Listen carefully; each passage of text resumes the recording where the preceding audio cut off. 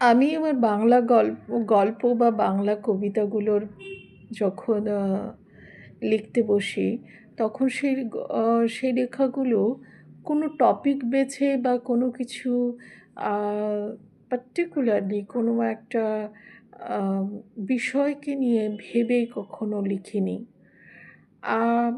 অনেকটা কোনো একটা শব্দ আমার মনে গেঁথে গেল হঠাৎ করে, এবং সেই শব্দটাকে দিয়ে আমি শুরু করি। তারপরেরগুলোও নিজেরাই যেন শেপ নিতে থাকে। পুরো কবিতাটা যখন লেখা হয়ে যায়, তখন আমি নিজেই অবাক বিস্ময়ে সেগুলো পড়তে থাকি। আর মনে হয় যেন কোন অদৃশ্য বলে ঈশ্বর নিজে হাতে আমার হাতটুকুকে ইউজ করে সেই কবিতাগুলোকে কমপ্লিট করছেন। শব্দগুলো যেন ঝরঝরে ঝর্ণার মতো বয়ে আসে, যেন বৃষ্টির ঝিরঝিরে আওয়াজের সাথে যেন ননস্টপ হয়ে ঝরে পড়ে। আবার কখনো নদীর জলের স্রোতের মতো তীর তীর করে বয়ে চলে। কোনোটাই আমি আমার ভাবনা দিয়ে বা আমার চিন্তা দিয়ে বা আমি একটা কিছু ভেবে কবিতাগুলো কখনো লিখিনি। এজন্য সেগুলোর মধ্যে কখনো মনে হয়েছে যে আমি ম্যাচিওর নই, বা আমার লেখাগুলো ঠিক সেরকম নয় যেটাকে রাবীন্দ্রিক বলা যায়। রবি ঠাকুর আমার গুরু সেই অর্থে।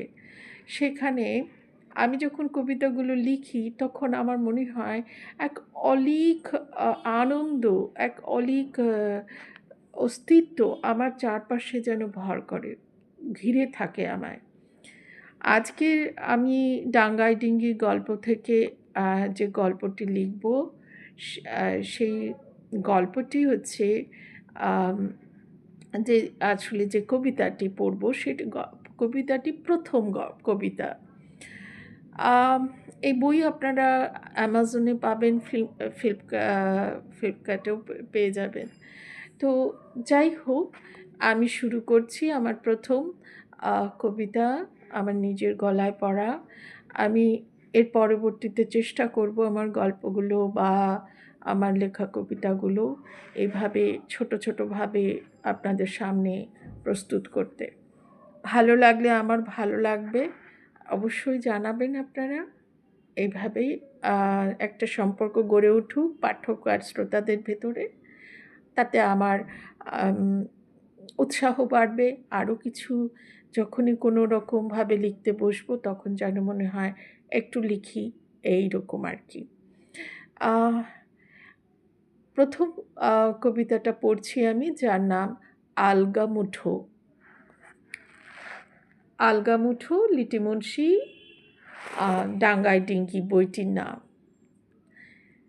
আলগা মুঠো বালির শর্ত, ঝরছে পড়ে বৃষ্টি শত, আধলা সাগর করির আদল, কবির মতোই উথল পুথল, ভাবছে সোনার বরণ করবে হরণ, মেঘলা তরীর শ্যামলা আলোড়ন,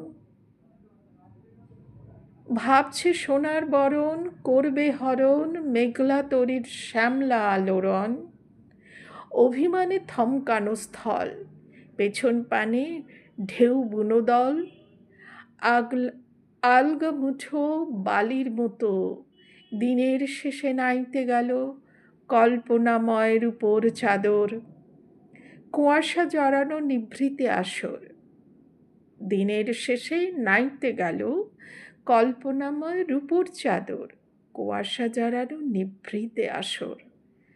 আদর সেথা নিঝুম পাহাড় মতো নত, অনাদরের বাসর জাগা গাইছে রোদন।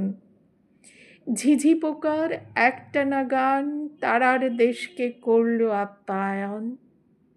আরও দূরে মাঠ ঘাট বন পাহাড় ফেলে আধলা সাগর বালির সাথে সংসার গড়ে।